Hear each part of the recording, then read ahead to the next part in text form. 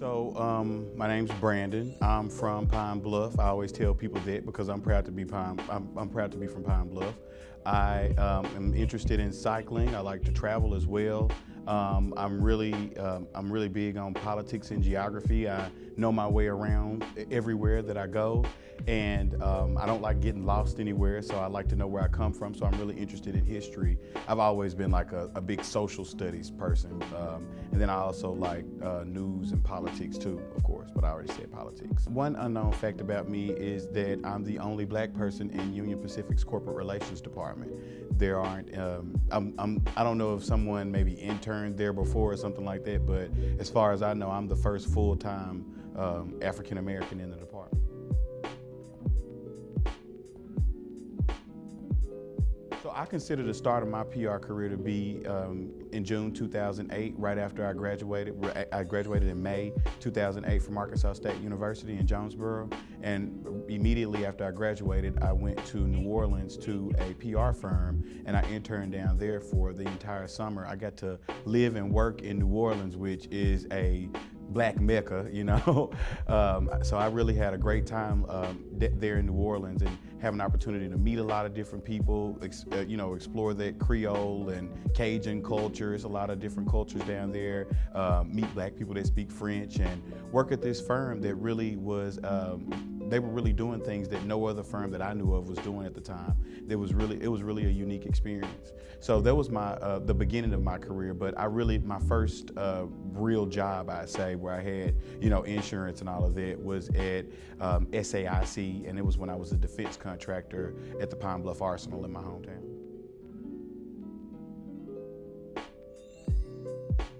So right before I graduated, it was May 2008, but even before then, I would say probably in 2005, 2006, when I was really getting into my major coursework, I remember there was just this newspaper crisis around the country. The internet was getting big, the newspapers were putting a lot of their content online, and at the time I was studying news editorial journalism.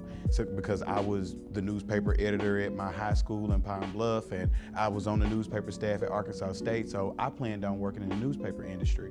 But I soon found that, for one, it's not a lot of money in the newspaper industry, and for two, it was starting to die. It was really getting bad, and actually the summer that I moved down to New Orleans and interned there, the Times-Picayune laid off 200 people, and that's the biggest newspaper in Louisiana that laid off 200 people.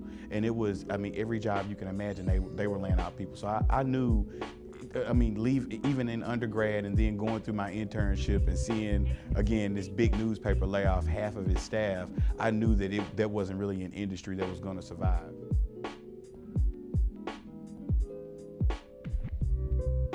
Right, so again, I didn't think that journalism was gonna do well, and then I still wanted to use my skill set. So I wanted to use the writing skills, I wanted to use those researching and reporting skills. I wanted to use all of those skills that I was learning in the journalism school at Arkansas State. And then, again, I moved from news editorial just over to the PR field. And, I always wanted to work in some sort of field where I was gonna work directly with as many people as possible, and PR is definitely that field. For some people it's not. Some people they edit, some people they do a lot of different things, or they just do planning or strategic analysis or what have you. But I'm actually in a field where I feel like I'm interacting with people, but I'm also using my skills that I learned in college.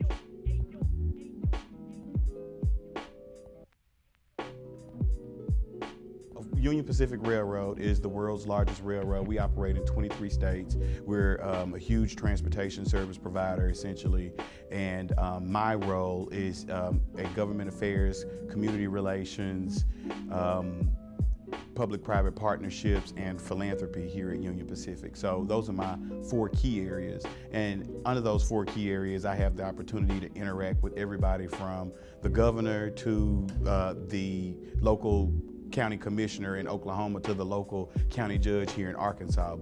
And I also get to interact with everybody in the company, from the CEO all the way down to conductors. And it's really a big organization, and I do get a lot of opportunities to interact with a lot of people.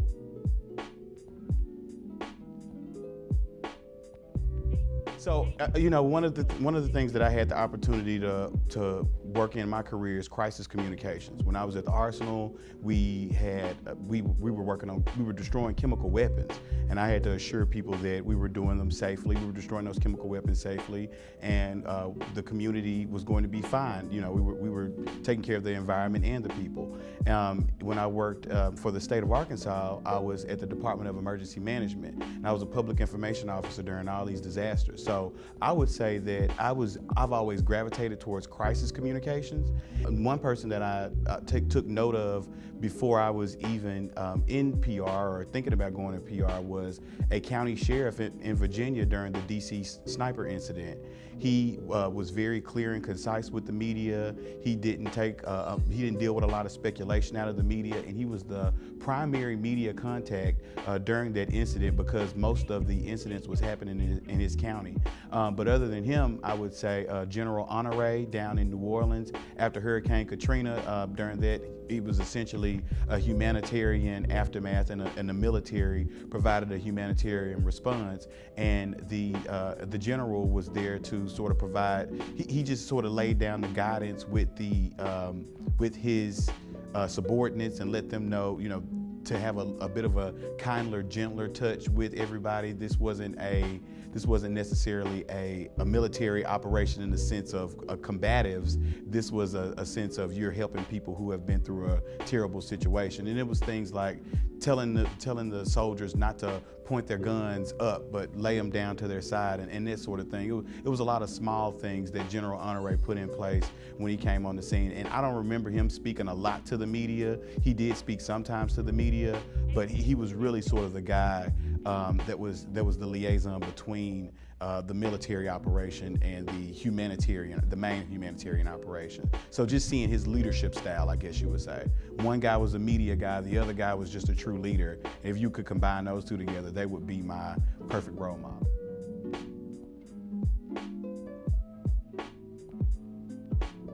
One thing that I get, but I don't get is, as soon as we get these degrees, black people want to move to, a big city. We want to move to Atlanta. We want to move to Houston, Dallas. But Nashville is starting to become a really attractive city for young black people. But I think we should stay where we're from. I think that we should stay in our communities where we grew up and represent people who look like us there.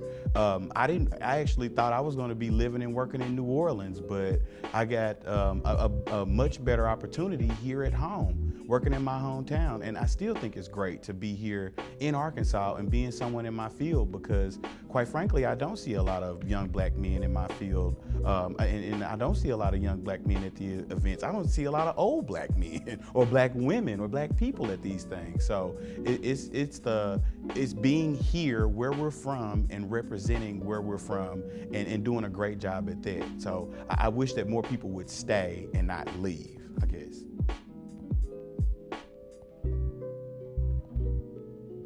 I feel like PR professionals can serve as translators. We have these great communication skills, we have these great soft skills, and I think regardless of what color you are, I think it's an opportunity to talk about how we're all the same and how we have so much in common. And I think that if again, PR professionals, regardless of how they look, regardless of what their background are, can embrace one another and communicate with one another and share that with other people who aren't in PR, then it helps us to sort of, again, be represented in this field.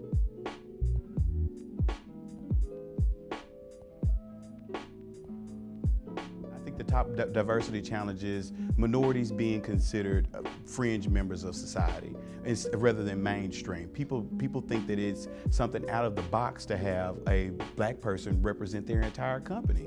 I think some people thought it was out of the box to have a black person represent the entire country. But we dealt with that for 8 years and it was perfectly fine. Some people may disagree, but I think it was perfectly fine here in this country.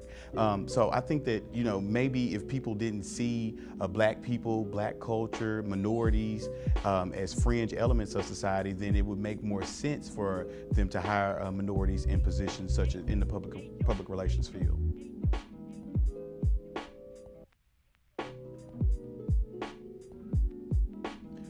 So it is going to have to be active recruiting in some aspects. We're going to have to send, we have to go and work with people at HBCUs. You know, when I think of the reason why I went to Arkansas State was because it's a good quality journalism school. It's, in my opinion, it's the best journalism school in the state of Arkansas.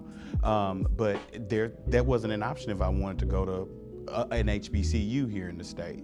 So I do think that there should be more active recruiting on black campuses to get young black students interested in the public relations field. I also feel like we need to sort of interact with each other when black people are in the industry. Sometimes I see young black students come to our own PRSA meetings and they're just looking around looking for a friend.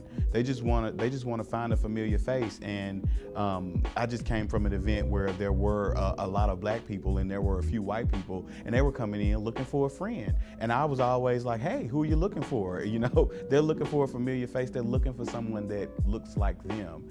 And if we're looking for people that look like us to be in this industry, we have to embrace them and tell them they're here among friends.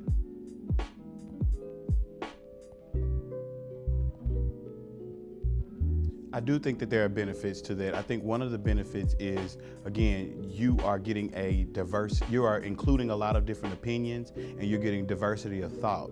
And that's not only among people with different skin colors, that's among people with different cultural backgrounds and experiences. I think diversity goes a lot of ways. It's not just about the color of somebody's skin.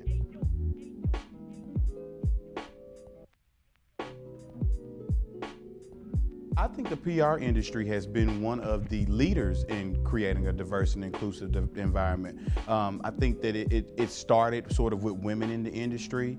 The PR industry was one of the, in my opinion, one of the first industries to have a lot of women executives. Sorry, I don't like saying female executives, women executives.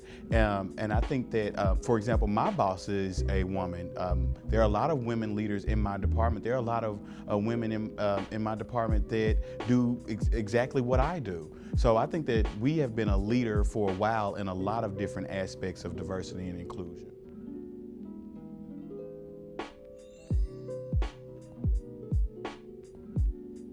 Yes, I know I'm the black guy everywhere I go, quite frankly. There is no surprise, it's no secret, but once I'm there and I have an interaction with somebody, that doesn't matter anymore.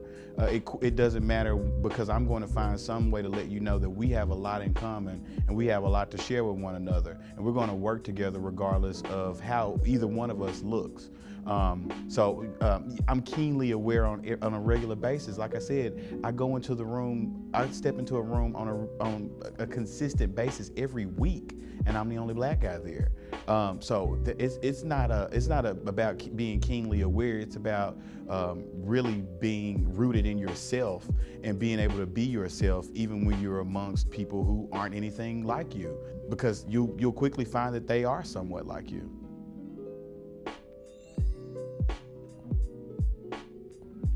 Being a black man in the PR industry means representation. It means I'm there. It means I'm speaking for us. It means I'm representing us.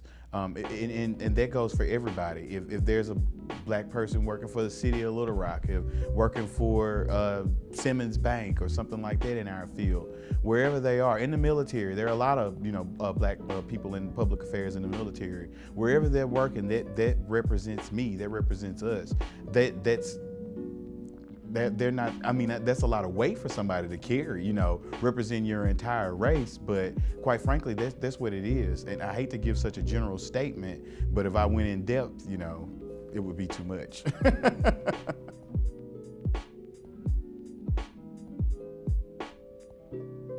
I think this is a really good thing that you're doing, showing who we are and where we are in this field here in Central Arkansas. Again, I talked about how so many people who I went to school with, who I grew up with, and not just in the PR industry, but in many fields, they left Arkansas. So I'm glad you're showing and showcasing the diverse and inclusive talent here in our home state.